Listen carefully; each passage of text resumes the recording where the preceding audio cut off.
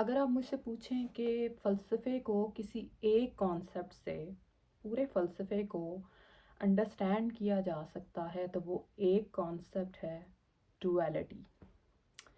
Duality की importance फ़लसफ़े में ऐसी है जैसे किसी अच्छी मूवी या ड्रामा में प्रोटैगनिस्ट की और विलन की होती है। तो फ़लसफ़े का डुअलिटी का कॉन्सेप्ट जिस पिक्चर से अच्छी तरह से अंडरस्टैंड किया जा सकता है वो ये है। Plato and Aristotle. Aristotle was a student of Plato, and Plato is pointing towards upward, transcendental world, and Aristotle is pointing towards this world, metaphysical world and physical world.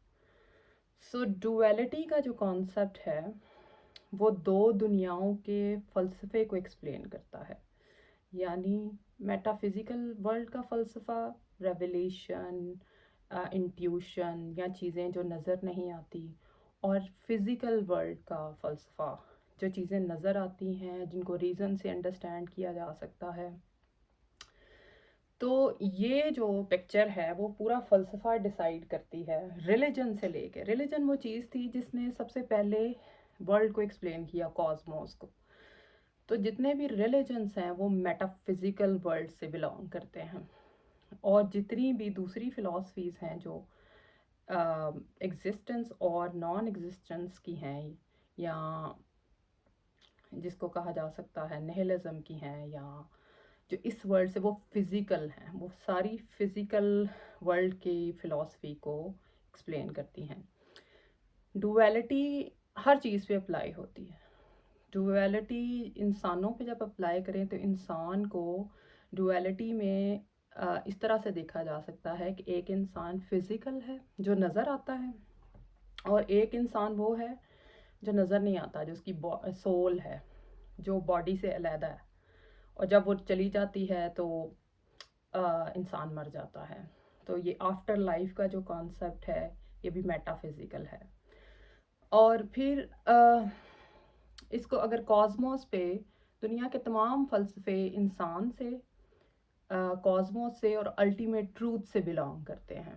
बड़े बड़े क्वेश्चंस के आंसर जो हैं हमें इन्हीं इन्हीं तीनों चीज़ों से मिलते हैं। इंसान का रिलेशनशिप गॉड के साथ, इंसान का रिलेशनशिप इस वर्ल्ड के साथ, कॉस्मोस की एनर्जी के साथ या कॉस्मोस के साथ, और इंसान के साथ रिलेशनशिप।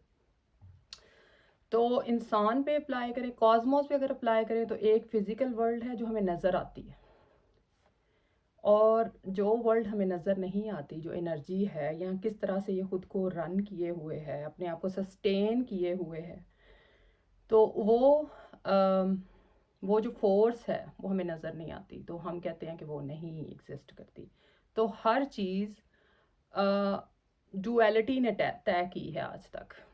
एंशियंट वर्ल्ड को अगर देखें तो मेटाफिज़िकल जो चीज़ थी, मेटाफिज़िकल जो फ़िलासफ़ी थी वो डोमिनेटिंग थी, और वो डिसाइड करती थी कि क्या ट्रूथ है।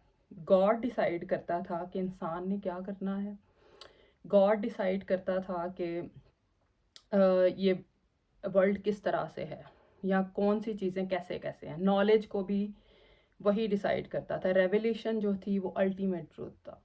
लेकिन आफ्टर साइंटिफिक रेवोल्यूशन, जिसमें टेलीस्कोप इजाद हो गई, कॉपरनिकस रेवोल्यूशन आ गया, एविडेंस का दौर आ गया, इंसान ने एग्जिस्टेंस को सब कुछ मान लिया, जो निहिलिज्म था उसको ख़त्म कर दिया, यानी जो चीज़ें नज़र नहीं आती मेटाफिज़िकल हैं, मेटाफिज़िकल वर्ल्ड गायब हो गई, एग्जिस्टेंस रह गई सिर्फ, यानी इंसान नज़र आता है, इंसान ही एग्जिस्ट करता है, गॉड नज़र नहीं आता, गॉड एग्जिस्ट नहीं करता।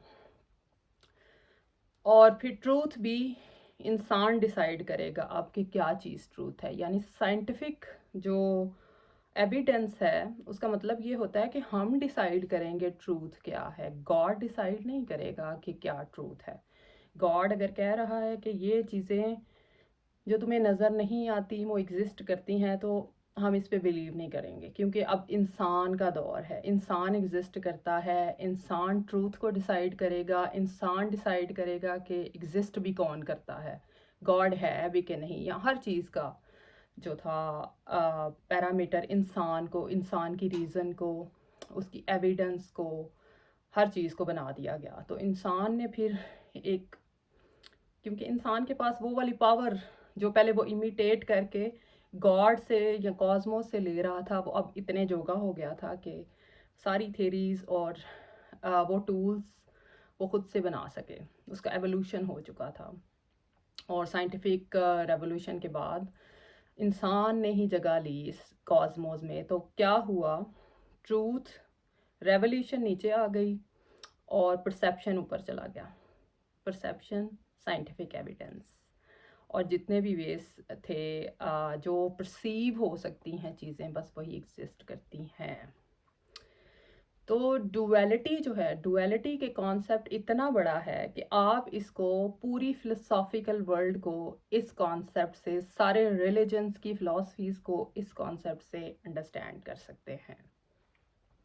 और इसको, इन दो फिलॉसफीज को फ़लसफ़े की टर्म में मेटाफिजिकल या ट्रांसेंडेंटल वर्ल्ड या इमनेंट, ये वाली वर्ल्ड, फिजिकल वर्ल्ड कहा जा सकता है। इसको इसमें आप एपिस्टेमोलॉजी को भी अंडरस्टैंड कर सकते हैं, इसमें आप एंशियंट फिलॉसफीज को अंडरस्टैंड कर सकते हैं, पोस्ट मॉडर्निज्म को, सारी सारी सारी चीज़ों को, और बेसिकली इस पिक्चर से